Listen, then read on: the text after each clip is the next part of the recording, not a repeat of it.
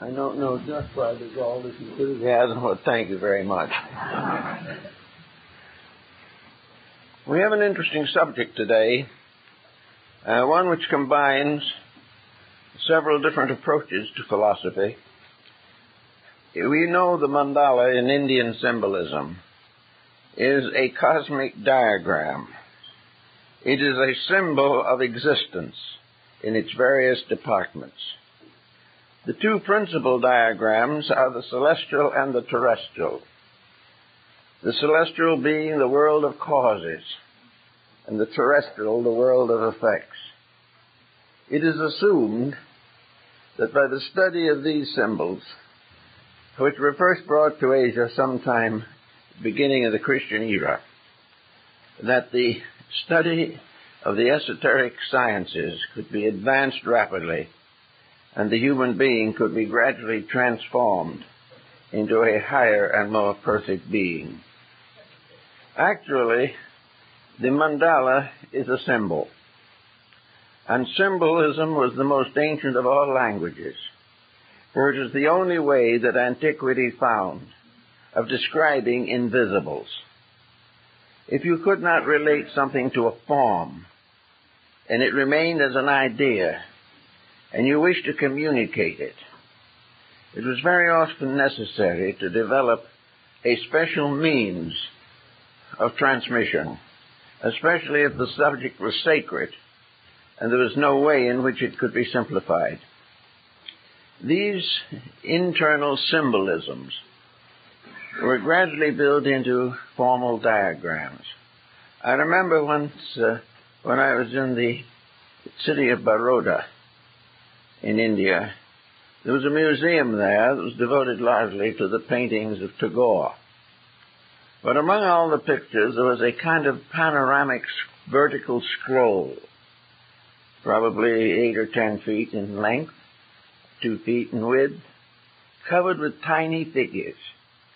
And in the design, there are thousands of little lines coming out from practically every pore of the human body, every nerve end, every vein, every artery, all the various structures, including the larger ones, such as the organs, the brain, all of these different parts of man's constitution, each one of them terminated in the figure of a deity.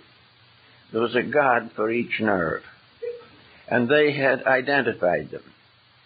Now, this is a little difficult to accept, probably, among Western people, but the main point is that the body is definitely a diagram. It is a symbol of what is inside of it.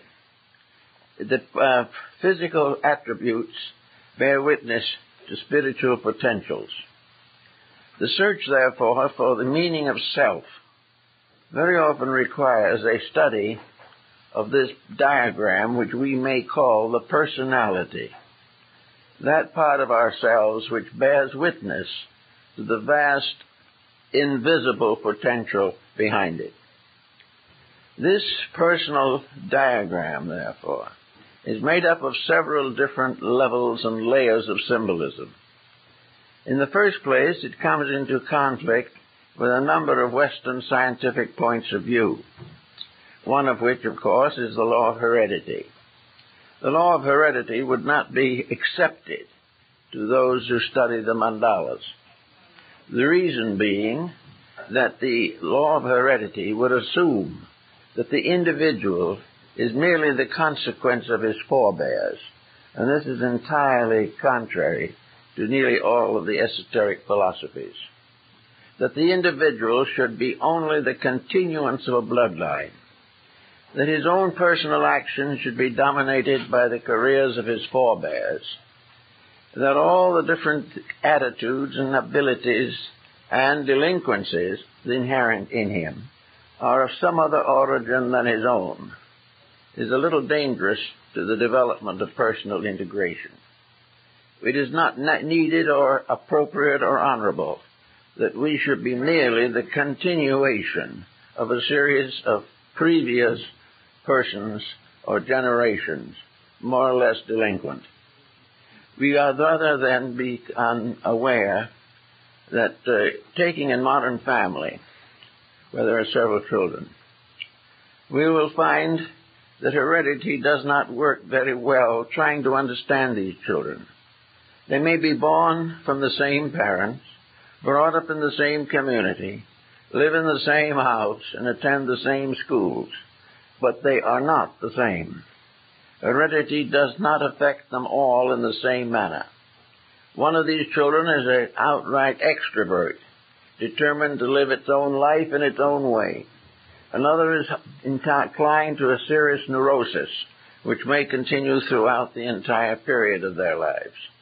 Each of these persons is an individual, bringing with him into embodiment the total of his previous achievements, both to his credit and to his debit. Each one of us must do something to take care of the symptoms of our own needs. Our personalities reveal to us reasonably clearly where our achievements have been made and where our failures have been written down for the future. We are all combinations of achievement and delinquency. This is inevitable because we are imperfect. But there is also a possibility of a thoughtful individual making a sincere effort to correct his own mistakes. And in order to correct them, he must understand them. He must know why they are there, where they came from, and why he should be plagued today with something he does not even remember out of some past time. So it is very important to recognize that the personality as a complete integration can be considered a mandala, a meditation symbol. Always, of course, symbols are used in religion to explain or reveal concepts or convictions that cannot be put into literal terms. We cannot find the proper words to describe divine mysteries. So we use symbolism to give us some concept, some way of becoming aware of abstract truths that are beyond the common ken of our intellects. So our point today is to see what we can do to study this personality factor as we have brought it into this life. This factor goes to work probably by the time we are a year old. It was there earlier, but probably no one was aware of it. But by the time a child is a few years old, it becomes evident that it is an individual, and that this individual, because of its temperament, because of its internal pressures, is going to make a series of occurrences with which to surround itself. Some of these occurrences are going to be benevolent, others are going to be very difficult, some are going to be dangerous. But the individual is the source of them. He is constantly revealing the pressures within himself. Now, between the pressure, which is a strange, dark mystery on the inside, and his personality on the outside, there are a series of levels or stages of arbitration, bridges between principles and their productions. These bridges include the mind and the emotions. The individual, of course, as an infant, has very little control over either. But as it gets older, it discovers that one of the reasons for existence in this world is self-discipline. Failure of discipline is going to hamper the life throughout all the years. The undisciplined person is going to gradually become the victim of his own mistakes. As we see today, the undisciplined younger generation struggling with the problem of narcotics and alcohol, struggling with all kinds of restrictions and limitations arising from lack of thoughtfulness, lack of interest in self-analysis. If these young people, even though they get into trouble, would learn something from the trouble, then the symbol in the mandala would be advanced. We would see the reason for something, we would see the need for it, and finally we would be impelled to the accomplishment of that which is necessary. Unfortunately, we don't think through things that way here in the West. Actually, in the Orient, there is greater emphasis upon these matters. And while industrialism is undoubtedly affecting adversely the cultural lives of many culture groups, it still remains true that for the most part, the Oriental is aware of his own heritage. He is aware of the heritage of culture from which he came. He has been brought up in a strong atmosphere of religious philosophy. He has been told that all these sacred pictures and dramas, all the plays and statuaries and paintings are part of a great revelation, a revelation of the mystery of life, mystery of being.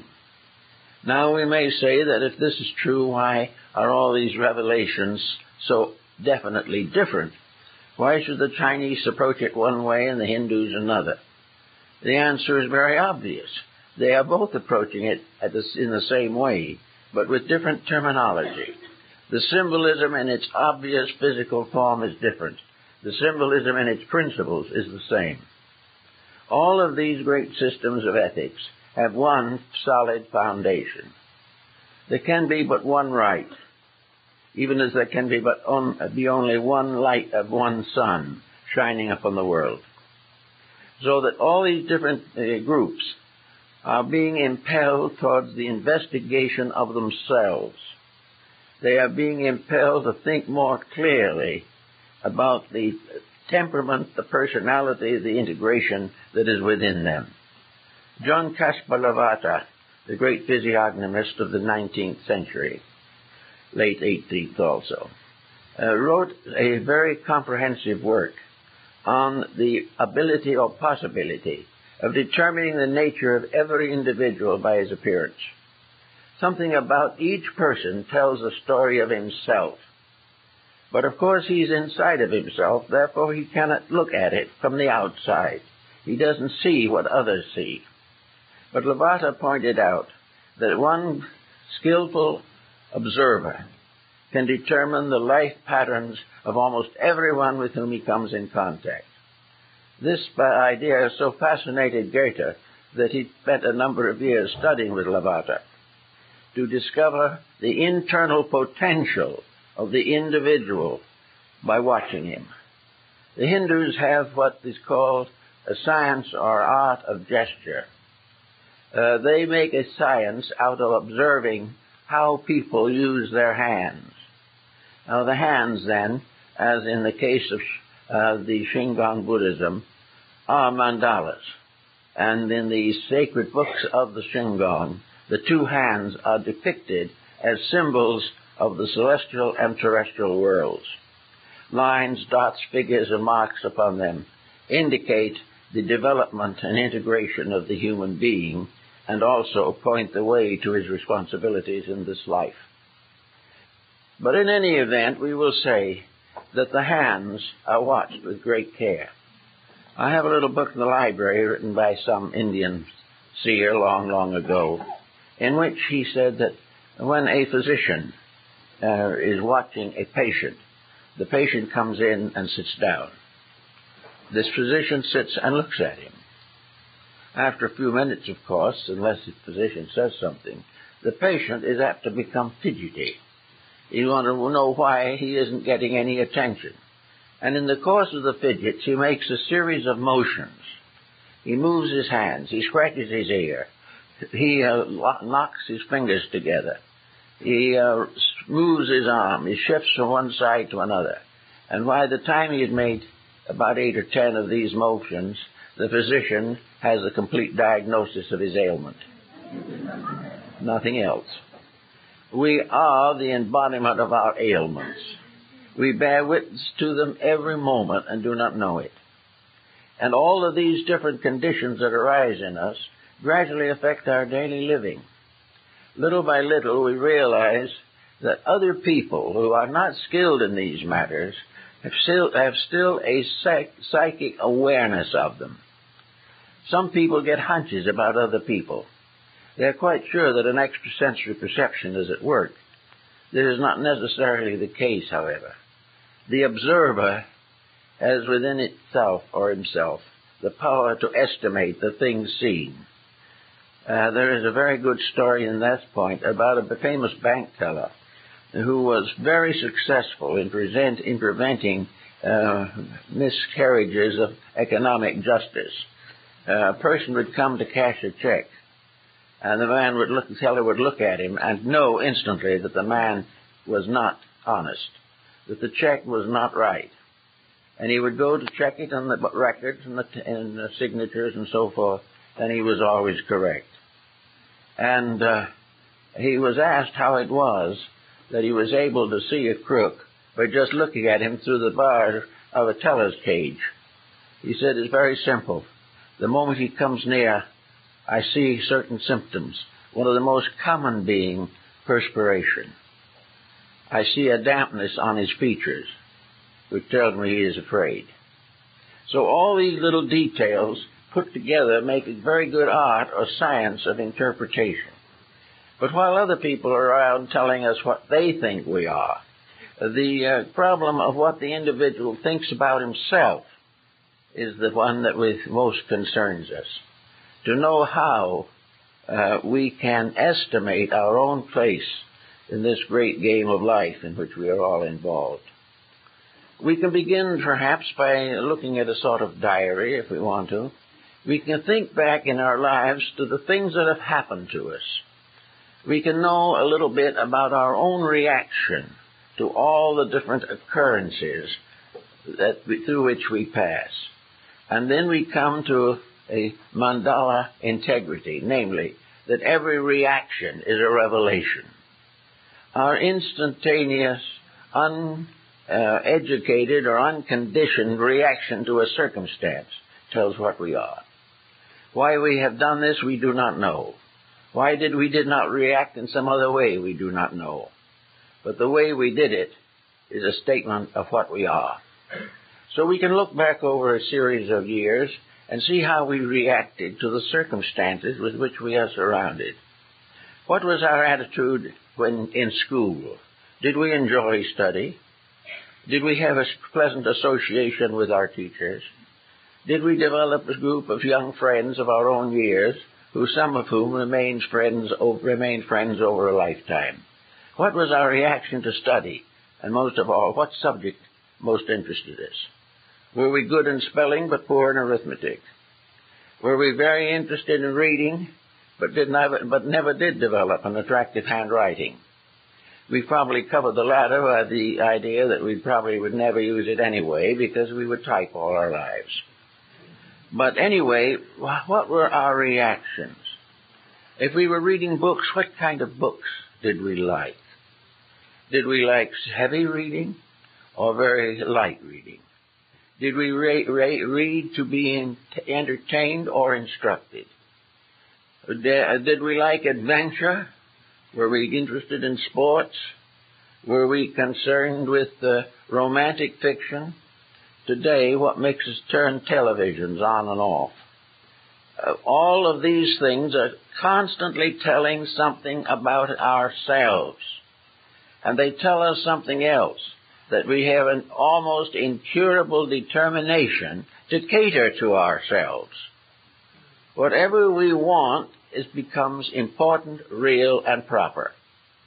We do not consider the need to re-educate or to release some part of an over-self that we all possess. We know that we have faculties by which we can observe. We have powers by which we can reflect upon things seen and heard. But we do not, generally speaking, try to put this all together to make a person. We do not try to understand the motives behind our own reactions. We do not know why we are quick-tempered, or why we develop streaks of melancholy, or why we are jealous of other people, or why we are willing to contribute to delinquencies of others or to develop delinquencies of our own. All these things tell us something, but most people are not listening. They do not recognize that all these are the departments of an imperfect personality that is growing up in the midst of its own mistakes, and is continually making them, and very seldom finding ways of correcting them. Now, to meet this emergency in the Orient, the mandala symbols are classified, made into patterns, and the individual is instructed in the selection of symbols suitable to his needs. We don't have any such instruction at the present time, at least formally speaking, but we do have the pains and sorrows of misuse or misunderstanding. We soon develop the ability to realize when we are in a dangerous situation due to our own conduct. The situation we accept gladly, that we are responsible, we are reluctant to assume. So all around us and within us are masses of unfinished pressures that represent a vast diagram. And this diagram is something we have to live with and something we have to work with throughout the years of life. The failure to accept the truths of things that we experience inwardly. This failure tends to shorten life, increase the probabilities of illness, and detract from the probabilities of happiness. These things have to be faced, but no one seems to really want to face them. And the evasion is that it is not ourselves that are to blame. It is the nagging, the unpleasantness, the dispositions of those around us. We are hurt by others and therefore react, hurt. Whereas the more they hurt, the more we react, and pretty soon we hurt worse than they do, because we haven't faced anything clearly. The mandala, according to Jinggangshu Buddhism, is a great pattern of order. Everything is in proper equilibrium. And the vast design of the interaction of life factors ends in a magnificent symbol, a radiant, glorious, balanced device that is a masterpiece of art as well as a basis of a great philosophical instruction. The proper mandala is balanced. The proper personal life is balanced. And the individual who balances his life has, as a result, a strength of faculty, a development of inner resource, not possible in any other way. In the West, most people looking for instruction go to others, whereas in the East, the tendency of the individual is to seek within himself the causes of his own infirmities. There's a reason for everything, and that part of our lives which have been, parts of our lives which have been well lived, bear witness to an integration we've already attained, whereas the problems still challenge us to some other approach to the matter. In the European theater of things, during the 17th century especially, there was a great literature developed, emblemata, emblem books. Emblem books were written originally, probably, for the edification of children. An emblem book was usually a series of pictures, accompanied by a verse or brief prose statement in which a moral truth was emphasized. In other words, when the child learned to read, and reading was an acquirement in those days which was cherished and sought for by many who had great difficulty in securing any type of education. But these emblem books were very interesting because in each case the lesson in reading was accompanied by a lesson in morality and ethics. Each little story had a very deep and important meaning. Each picture showed something beautiful, something noble, something wise being done. Each picture also resembled a beautiful landscape, reminding us that the world around us is also a mandala. The great tree is a mandala. Flowers blossom in the form of universal patterns. Everything is part of a one great life picture, and this life picture is available to us all. And the most important part is that it is not as difficult to find this picture and work with it as many people believe. An artist, for example, will find some interesting thoughts in this field. I talked to a well-known artist one day and tried to discover how he made some very beautiful natural pictures that were acceptable for drawing rooms and living rooms by people who wanted something artistic and pleasing. He told me, for instance, that he sat down with his sketch block and did a landscape that pleased him. He sat quietly looking out over the countryside and the hills and saw a little farmhouse and so on. When he got back to his studio, he began to put this together as a picture. And as the picture developed, it became a symbol of a truth moving from nature through him onto paper or canvas. The scene was censored by his own sight, by his own judgment, by his own integration. Several different artists, all painting the same landscape, would come out with different results.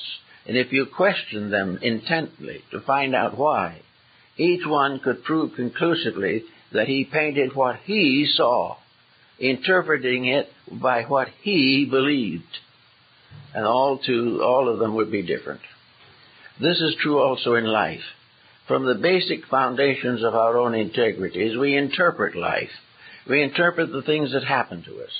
We interpret the sorrows through which we pass, the failures with which we have to abide, and the various natural emergencies by which our conduct is constantly agitated. Actually, we are all living in about the same atmosphere. Some in the city, some in the country, but all on the same planet. And most of those living on the planet do it differently. They also regard, usually, the planet as an enemy. They think of the enemy as something that is hurting them all the time. They look at wars, they look at pestilence, they look at droughts and crime, and see what might be considered to a diseased environment. But they're not willing, for the most part, to come down personally and admit that this is the environment they have earned for themselves, that they are getting what they themselves deserve. And if this is not quite enough inducement, then a challenge is there. Nature will never permit anything to settle down quietly into the peace and comfort which it visualizes as desirable. We will never be allowed to go anywhere on flowery beds of ease. We are going to find rocky roads wherever we travel. The point of the matter is, if we didn't deserve it or can't figure out why something happens to us, then it is necessary to realize that it may be a challenge. Something is unfinished business in ourselves that has to be symbolized in order to come to our attention. In the old religious world, people were tested about their convictions. They went through initiation ceremonies. They had ritualistic relationships with life. They gathered together under instruction of teachers and became sages in due time. These individuals were taught how to look at things, how to understand them, and when an emergency arose, how to face it without a compromise of character.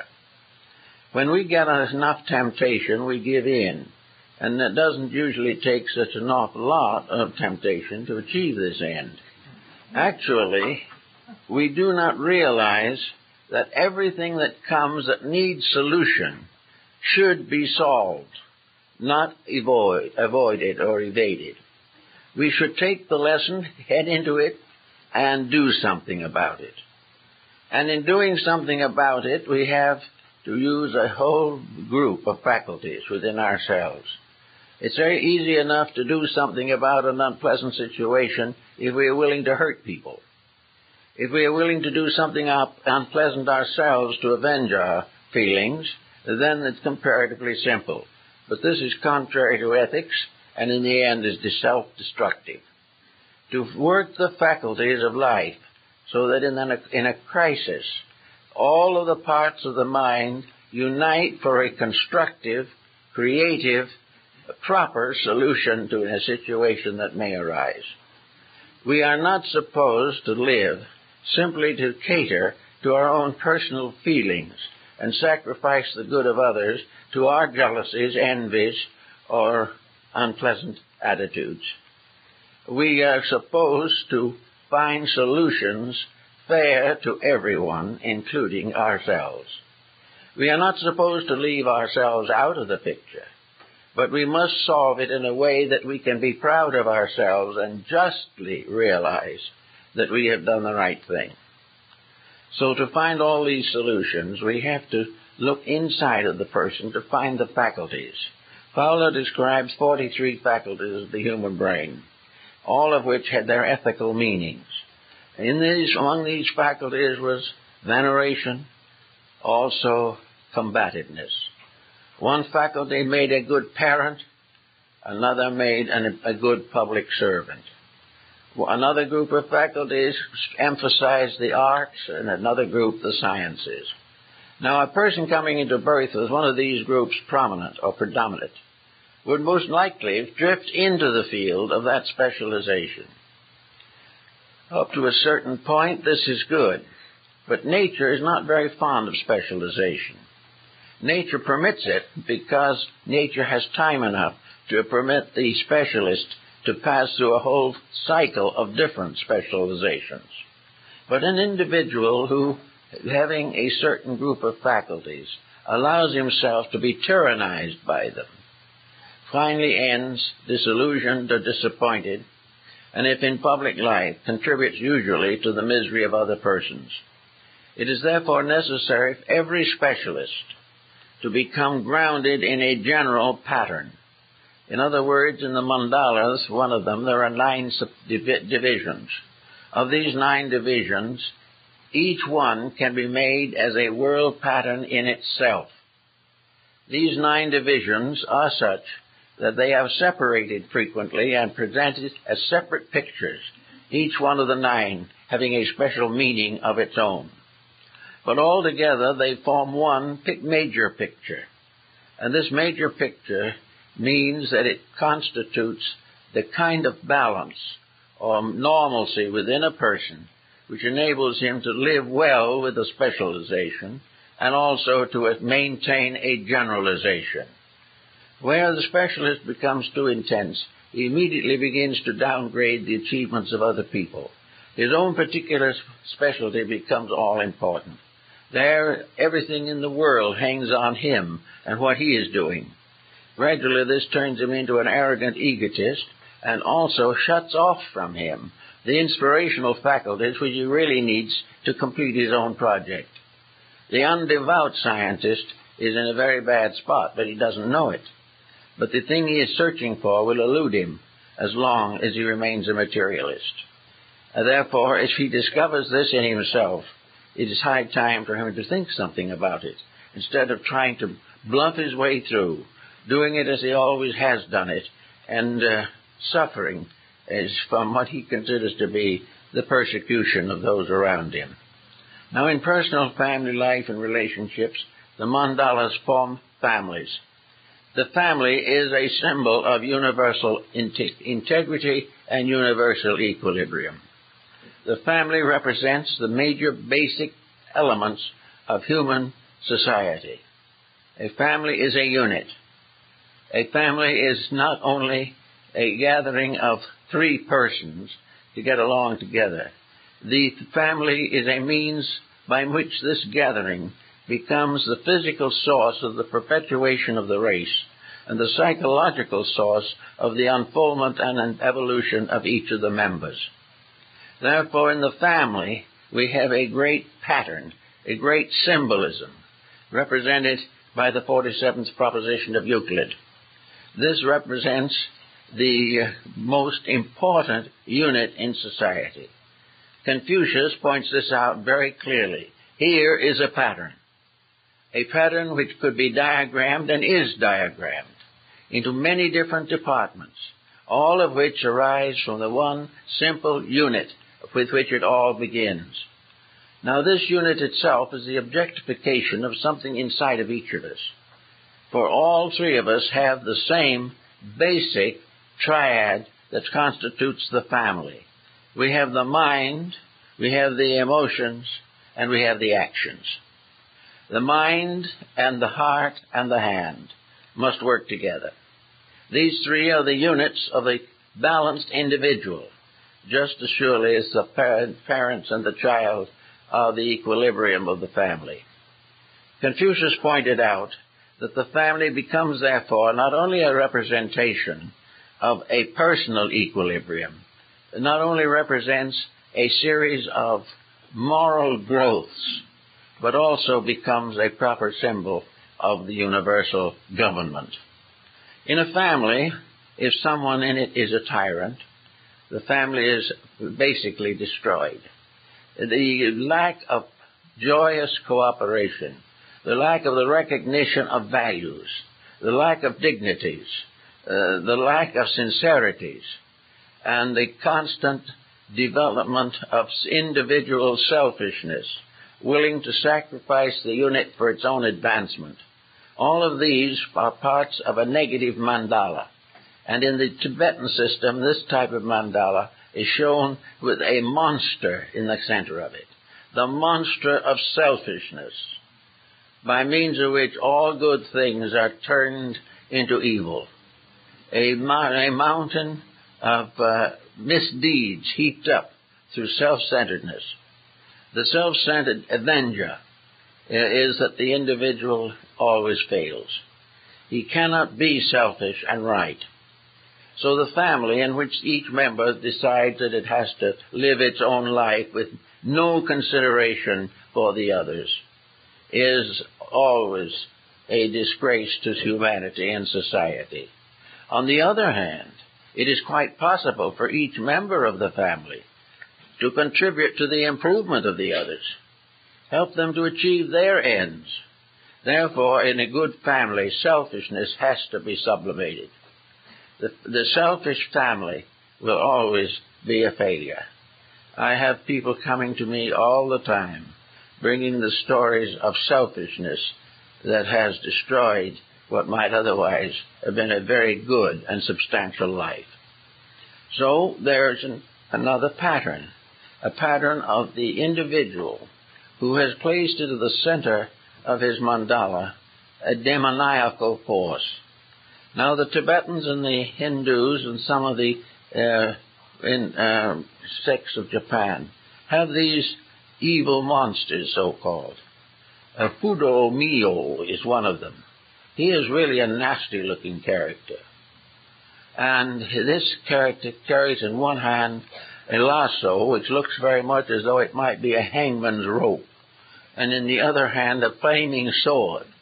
And it has a very ghastly expression, a complexion that is indigo in color, and it is seated not upon a lotus, but upon an ancient heap of rocks.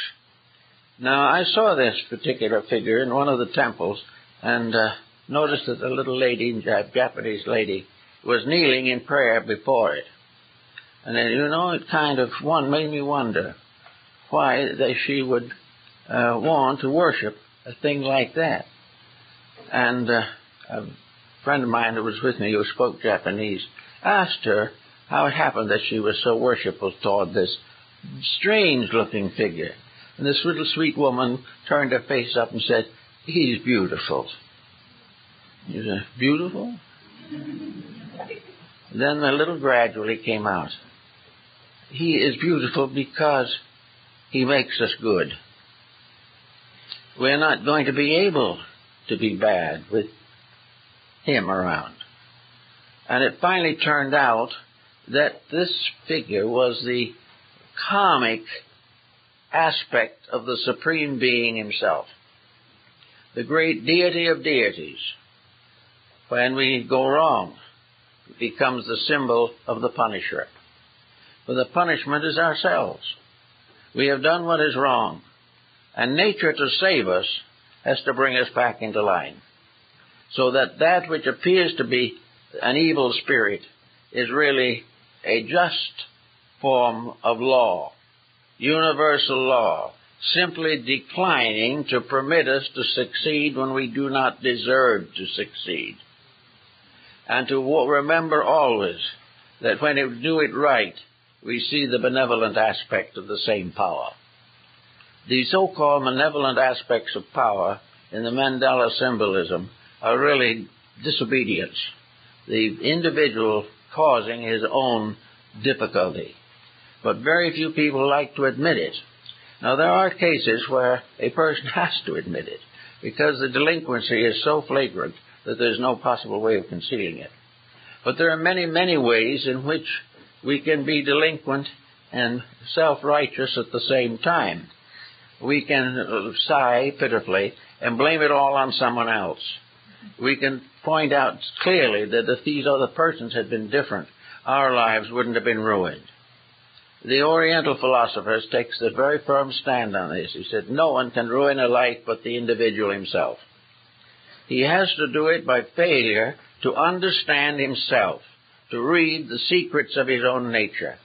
He has to overlook the interaction of the laws by which all life is maintained. He has to reject wise guidance. He has to overlook good advice in order to really bring himself into serious difficulties.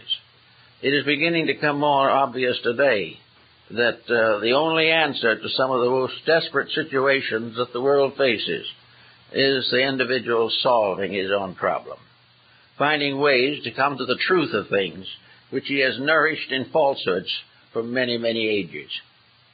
Now, the mandala also becomes a symbol of soul power. What is inside of the person? What is the divinity that is behind this mixed and confused appearance? Well, first of all, in every living thing is something that is not to be described. The most important, incredible, unbelievable thing of all, and that is life. We are alive. Where this life came from and why we got it isn't very clear to most of us, but we have it. It is something that is nothing else can approach. It is something that is so fantastic that even the most materialistic scientist hesitates to attempt to degrade it. It is something that we all have. This life, which is the power to see, to think, to hope, to believe, to love, to labor. All of these different achievements are locked within this spark of eternity within ourselves. This spark of eternity is manifold and many manifested, but it's there. One individual will react with art, another will build a better mousetrap, but it will be there somewhere. Always this spirit light is the basis of the infinite and inevitable success of everything that lives. This power is something we are not supposed to waste or abuse. This is the power of sacrament. This, in a mysterious way, is the mystery of the atoning blood. Life within ourselves is pure. It is conditioned by the mind, by the emotions, by environment, by prejudice and opinion, by bigotry, but the life itself is clear of all these things. Therefore, each person who is growing, really accomplishing something, is one who is gradually removing the impediments which prevent the natural expression of life.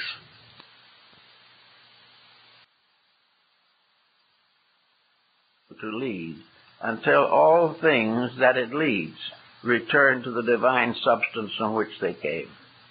Life cannot be defeated, but minds can prevent or slow down the processes of life. Wrong actions can definitely weaken the progress which we also definitely desire to make. So the mandala becomes again another type of symbolism for us. It is the picture of the thing that as it ought to be, and as the power of life has decreed that it shall be. It is a picture of the achievement of which we are all capable, but which for the most part we do not appreciate or understand. So inside we find a kind of beautiful diagram, balanced figure, no bumps or lumps on it, no flames of hell, nothing to disfigure it.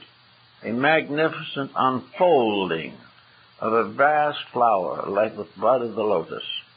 An unfolding that reveals the universe upon the petals of an eternal flower.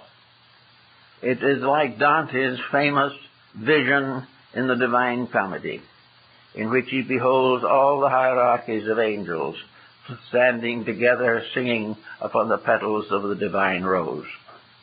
All of these symbols show that behind and within us, all of us, lie the solutions to everything that disturbs us. We are worried. There's an answer. We are frightened. There's a cure. We are sad. There is peace. We want to do better. Growth is natural to us. Anything that fulfills the divine plan is available to us to the degree that we can use it. And as we use it wisely, we become rulers or guardians over more and larger things. But actually, the entire situation is one in which a gentle understanding leads to a kind of meditation. Now, in the Orient, the disciples with the mandalas sit very quietly and look at these pictures. And they see in these pictures their own personal lives plus. This little monk, who is just a child of 14, has come from a poor home. His family have always worked very hard. He has a life probably before him of labor, for in many instances monastic orders are only 2 or 3 years in the life of the person. Then he returns to his own world to do the things he has to do. It is regarded as more important that unless he has some very strong spiritual gift, that he returns after proper initiation to the responsibilities of the layman and the family and the home and the country. He is not supposed simply to sit for the rest of his life praying for his own spiritual development. He is supposed to be out serving, forgetting self, and in the forgetting of self, becoming aware of God. In this particular case, he is seated, however, studying this pattern, the pattern which to him is a dream, something that as he looks upon it, his own inner life comes out. Pythagoras, the Neoplatonists, made a great point of beauty. They made a point of the fact that the beauty in the human soul is due to the fact that the soul is a symmetrical geometric solid. It is a perfect imagery, a magnificent symmetrical crystal-like thing, in all things beautiful. And looking out from the beauty within, the individual gradually becomes aware of this inner beauty through its outer shadows in the world of physical things. Looking at this picture in meditation, the young monk, therefore, sees the walls open, sees the sky come through, and suddenly finds himself quietly sitting in the midst of an infinite peace, a peace that is for everything and in everything, gentle, kind, and sublime. He knows, of course, that he cannot hold this attitude. He knows that only through the moment in which he becomes suddenly enlightened, like Bemi, the German mystic, was enlightened by looking at a pewter plate, that he will see something, and then gradually it will close again, and the monk will be back in the world where he came from. But in this journey, he has discovered something. He has become aware that infinite beauty is only a condition of an unconditioned reality, that it is one of the wonderful things that make up the great wonder, one of the beautiful things that make up the eternal beauty of life. And so with this type of thinking, we can start to revise and redesign the pictures of our own existence. we can begin to recognize that there is much too much suffering that is never called for. The greatest of all suffering is not to see that which is beyond and above suffering. It is the individual focusing upon the uncertainties rather than striving to attain to the certainties.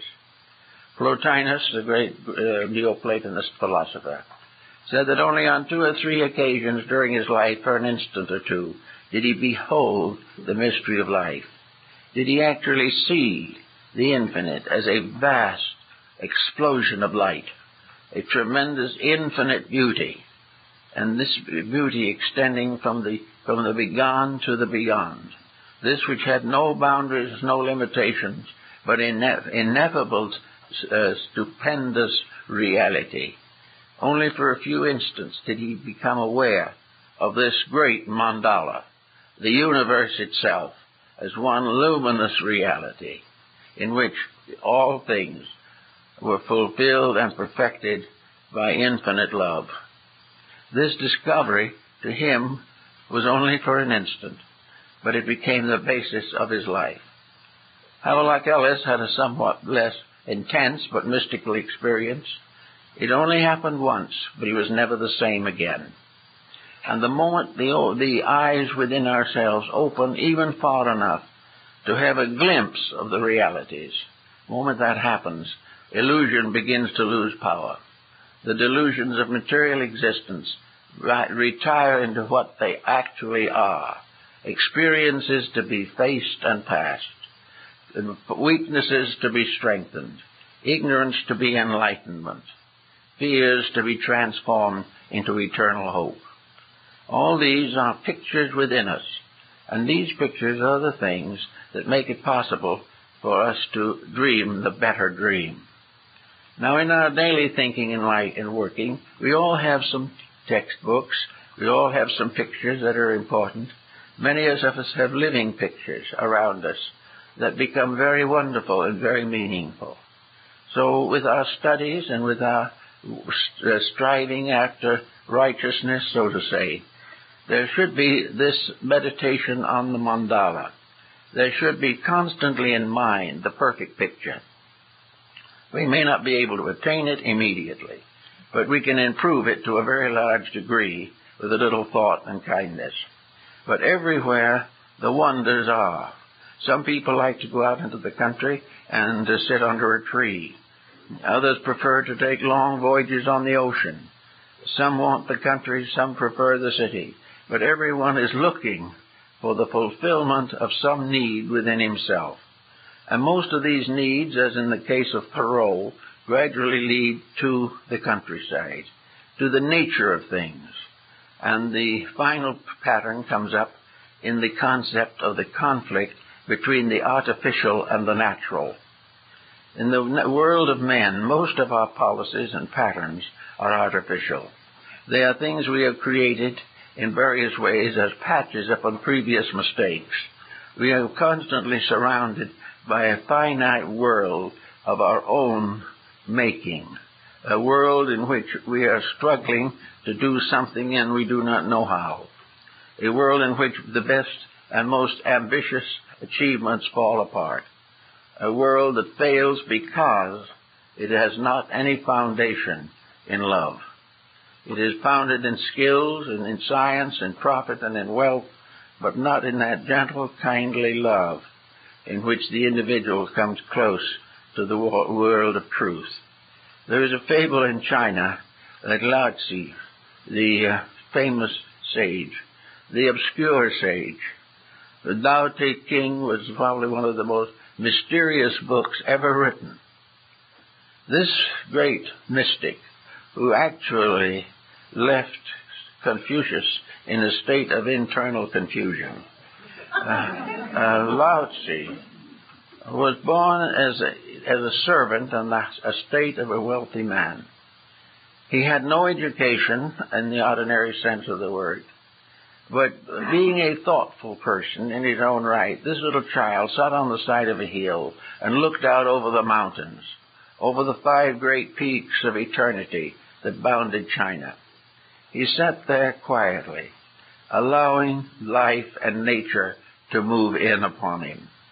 And there, in the absolute tranquility of a little boy in a big world, and finding this big world just as sweet and close and wonderful as the nearest parent could have been, this little boy suddenly discovered that nature was a great mother, taking care of all creatures with infinite tenderness. On he went into life, went into a series of experiences which are summarized in the Road of Tao.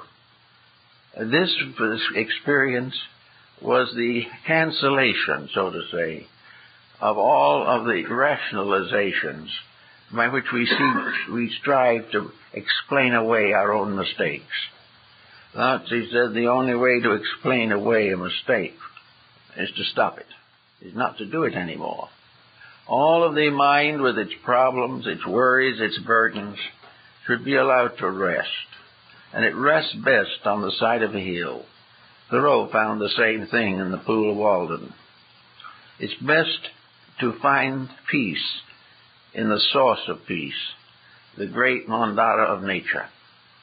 Here under a tree and alongside of some brook in the forest or wilderness, the individual suddenly becomes aware that he is part of something, and that this something that he's part of is greater than he can ever be. But he can know it and experience it and be grateful for it and share in it, and he'll do everything possible to help to protect it against the ravages of ignorance, superstition, and fear. So the piece of the realization of nature was very strong with nearly all the philosophers and nearly all of the great systems. And the mountains and the valleys and the hills and the seas, these are also, as Lao Tzu pointed out, a great diagram, a great symbolism, a tremendous set of hexagrams by means of which every principle in the universe could be reduced to a mathematical equation, and yet in mathematics was as gracious, loving, and kind as was the original in nature. They believe definitely that mathematics is not a sterile mental exercise. It is merely a way of worshiping through the revelations of truth, reality, and accuracy, always to do that which is necessary for the greater good. And the trigrams, the diagrams, are very, very important to us. Lao Tzu tells us that life is a river. The river pours down into the sea. The individual returns to the infinite. The sun shines upon the sea, and the water is raised. And the water goes up and falls upon the mountains. And the mountains drain it down through little streams until it joins the river again, and the river again returns to the sea. This is life. There is this endless cycling, nothing lost, nothing added, nothing subtracted. Life fulfilling a great cyclic motion, a motion leading from the infinite back again to the infinite. And that in this motion, as the Chinese artist shows it, in this motion, man is a little figure on a great landscape. He is also a little gentleman sitting in a small boat in the midst of the ocean. This is considered to be an appropriate symbol of the wayfarer, the individual who is on his way. Not too long ago, Chinese art expert noticed one of these paintings that showed the little man fishing. And to his amazement, he discovered that there was a fishing reel on the pole, which we thought we had invented much, much later. There's no picture, however, in any of the works of this man ever catching anything. He is fishing, but in the substance, he has no bait and he has no hook. So the man who fishes without a hook became the symbol of the Taoist philosopher, who is forever searching for the life that is in the midst of the ocean, but has no attempting or not trying to capture it, or destroy it, or possess it himself. All these things are little sidelights upon a very interesting subject. But most of all, I think that the real answer is that each one of us can take our own lives from childhood up to now, and we can examine it in terms of a great symbol. One symbolic picture unfolding down through the years of our days. Coming down through all of the experiences of life, from childhood, from school, from marriage, from parenthood, business, age, retirement, grandchildren, all kinds of activities. They're all part of a great picture. Now, if we can follow this picture correctly, I think we will find out something that is being considered very seriously now by some of our very best scientific institutions. That if we can take this period from birth to retirement, and we can do it without breaking rules, without destroying our own vitalities, without wrecking our own happiness by actual actions that are unnecessary. If we can live this span with peace and in peace, and can live it in service and love and friendship, that we will discover that in this process alone, we will have defeated most of the hazards of physical existence. We will find that this type of living is a healing of the wounds of the flesh, that a great deal of our mental and physical suffering is simply due to the unfinished business we refuse to face, that if we can go through the span of life quietly, comfortably, and peacefully, we will also, in due time, pass into a larger life quietly and peacefully. We will not sicken the body before its time. A great deal of suffering is due to the fact that one factor of our disposition, which is wrong, is beating down one organ of the body with which it is associated. The rest of the body is violently struggling to succeed. But one dispositional trait that refuses to be corrected, or we do not correct, can bring the whole body down in ruin. Thus it is for importance. Peace of mind is health of body. Peace of mind and health of body result in the clarity of the soul, its ability to fulfill its preachment to us through the eternal example of universal friendship, affection, and understanding. I think then, therefore, that we are all out looking for panaceas. We are all looking desperately to something to cure the ills with which we suffer. We are trying to figure out why our lives are plagued with one uncertainty or another. It is not quite that bad. Lao Tzu found out long ago that no matter what we do, life is eternal. We will continue going along, doing the best we can, until we do better. And when we really do what is better, a great mass of sorrow, disturbances fall away. Our world today, fighting as it is, half the rest of itself, a world constantly in fear of enemies, has never realized that the only reason that it has enemies is that it has forgotten to make friends. It has forgotten to do those things which bring people together. It has emphasized competition. It has made much of divisions and disturbances, but it has not found the healing power of universal soul growth, the power within the individual. So in the Shingon symbolism, the final achievement is that the individual, in a sense, gets up and walks into the mandala and disappears in it. That may not actually happen. He may still be sitting there, but some part of him has gone into the painting. The Taoist monks drew a picture of a door leading from this world to the next. He sat meditating upon the picture for a number of years, then got up, opened the door he had painted, and went through and disappeared. A nice fable, but there's a principle back of it. We can go through any door that we paint, and before which we sit in quiet study long enough.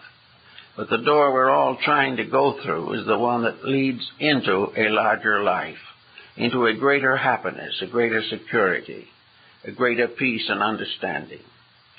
We know now, as we watch the gradual closing of the 20th century, that this is a mandala also. This scene, the world scene today, is a great picture, a great painting, a great and mysterious mass of interrelated symbols that we must accept and view as best we can. This is a great dramatic text. We are looking at the symbol of unfinished business. We are looking at a condition that is inevitable until it is cured by that which causes it. We realize there can be no peace in this world until the human being finds peace in his own heart.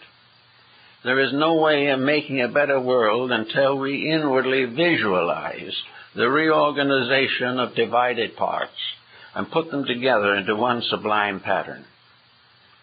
In the meantime, we go on our way, and we have troubles, and we get into financial difficulties, and we get a little more money than somebody else and waste it more quickly than they do. All these things, we have a little life which is rounded by a sleep. We have a little way of doing things that we consider to be tremendously important. We are just little people in a great big mystery, and each one of us wants to have a little private world of our own in which we can do as we please. It can't be done that way, because no combination can be brought together on the physical side of itself. Bodies can never mingle, but spirits can unite. We can never get over the divisions of society until our hearts and minds become undivided in a unity of life and truth. Everything you can look at or think of, make a symbol out of it.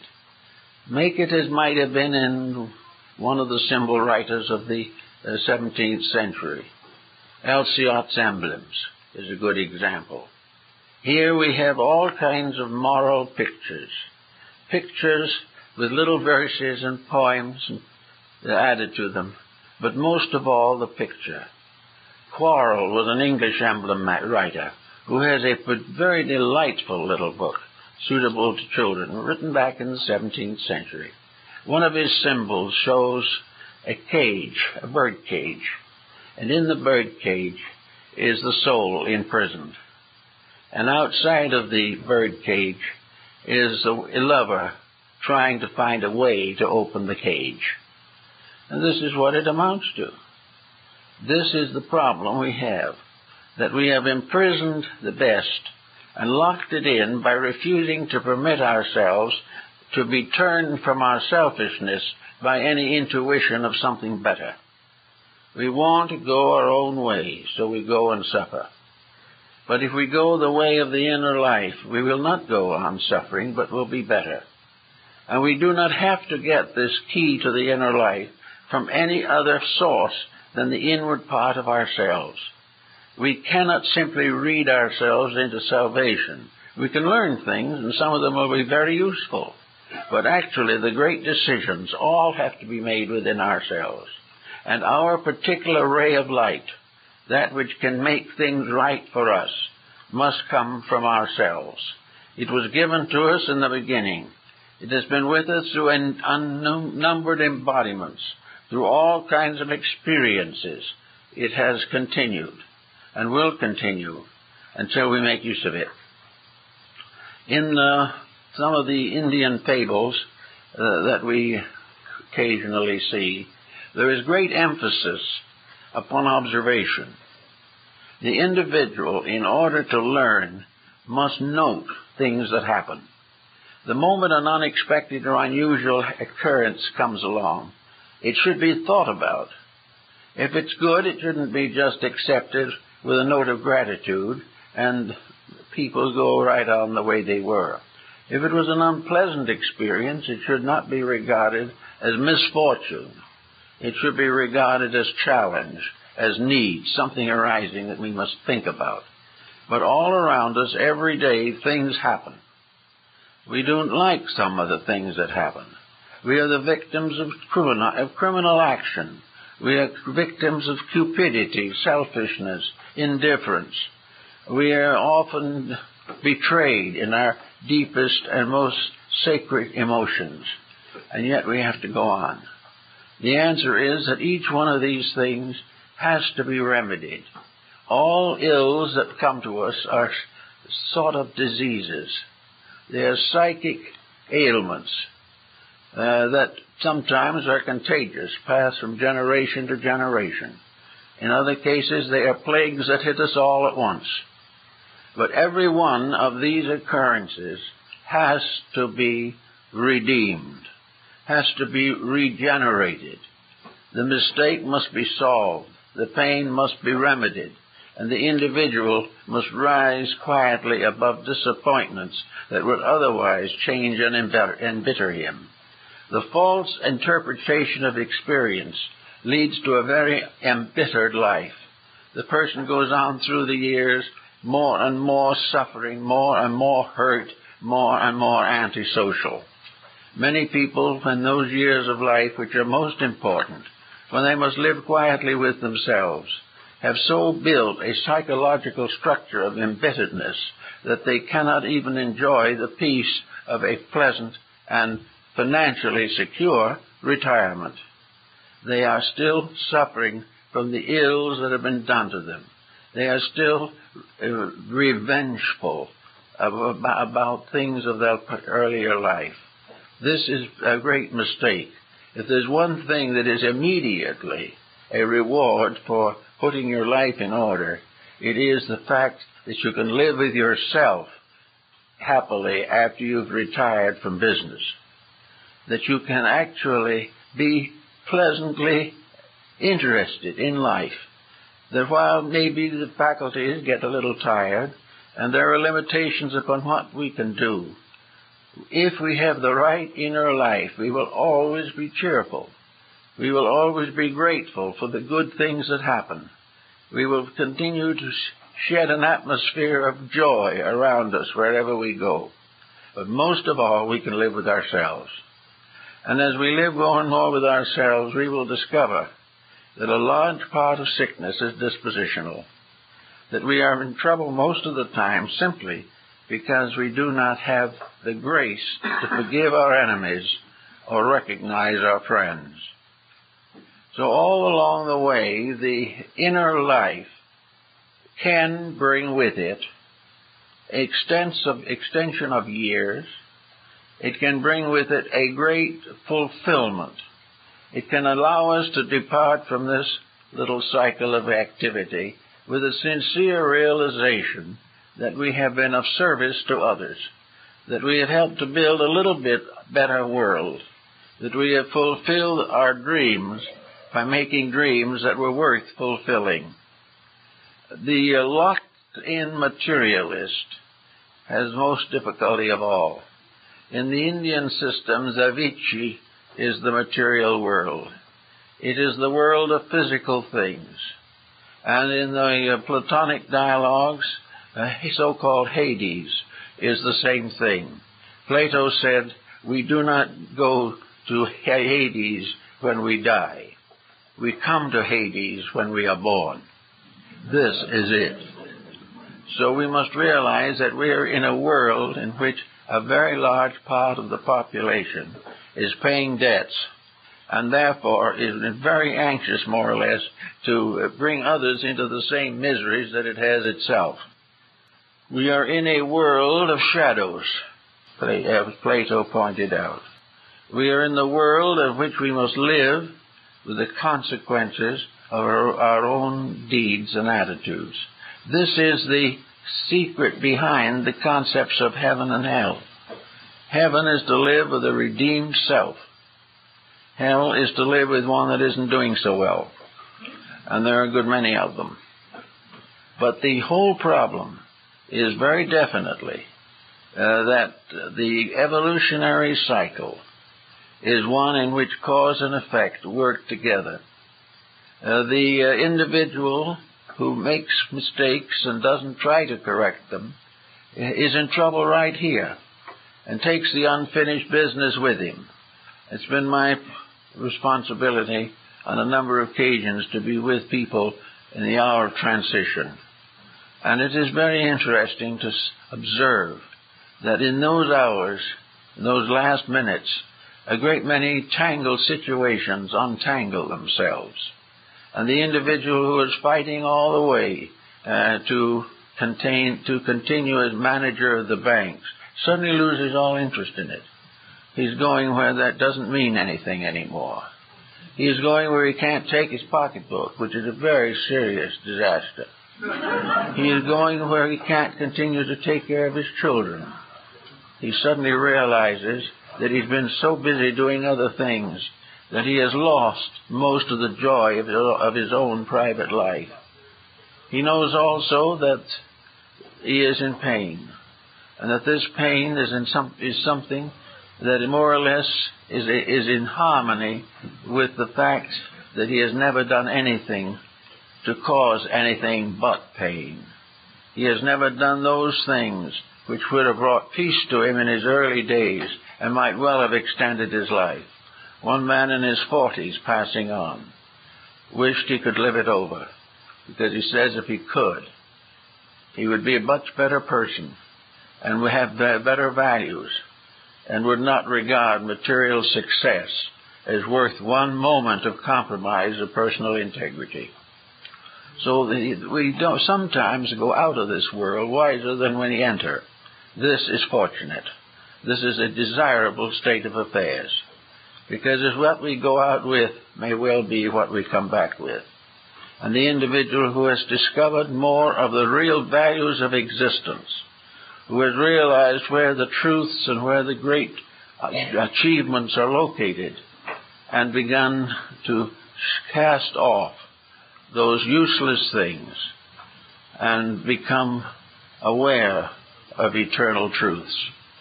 We are here, and we all come out in the end a little wiser. And we might as well realize as we go along that this little wiser can start right now. And therefore that before our complete patterns are finished for this life, we can have a great span of wonderful living now, in which we see ourselves correcting our own faults and lay the foundations of the future, and realize that in this plan of things it is a blessed truth that we shall all have the opportunity to perfect our own futures. It will come. Nothing can prevent it from happening. In due time, everything we should have will be ours. And each time we come back, we will bring with us a little more insight, a little greater patience, a little deeper understanding. This makes it all very, very well worthwhile. And it also is the one great justification for behaving ourselves. It is the justification of deserving something better. And if we deserve something better, we'll get it. And we can start deserving it right now, and it might result in a sorrow that we might have faced will never happen, simply because we are no longer the person to whom it was intended to happen. The Japanese artist Hokusai, one of the great engravers of Japan, changed his name a great number of times in the course of his career. And one of the reasons he changed his name was that he wanted to live longer. Now, this doesn't seem as though it has a pertinent relationship with the subject, but it does, because every time he changed his name, he confused Ma-A, the Lord of the other life. When he was Katsumoto, why the god of death had that name on his book. But if the artist changed his name, it confused the god of death. He didn't have that name on his book. Therefore, he didn't call for him that soon. And with these meager changes, Hokusai managed to live to very great age. But finally, of course, they found out his true name. And it was all right because the god of the underworld, or the afterlife, employed him immediately to paint new screens for his palace. And Hokusai had a place of distinction in the realms of the afterlife. And being a Buddhist, he undoubtedly believed he'd be back. So all these things make little pictures.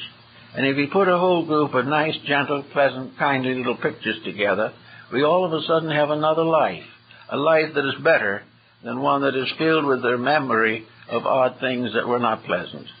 So let's build as much as we can upon happy things, upon the wonderful privileges and opportunities that have come to us, and not depend too heavily upon regrets.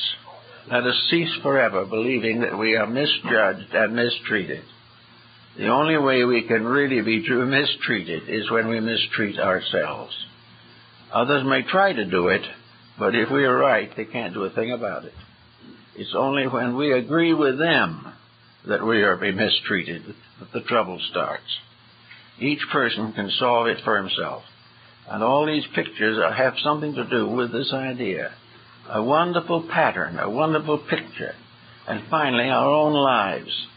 And in the end, each one of us will have a kind of picture that may remind us a little bit of a great rose window of a cathedral. It will be a beautiful picture of light in which all the dreams that we've ever had will come true. Well, thank you very much, folks. That's all for this moment.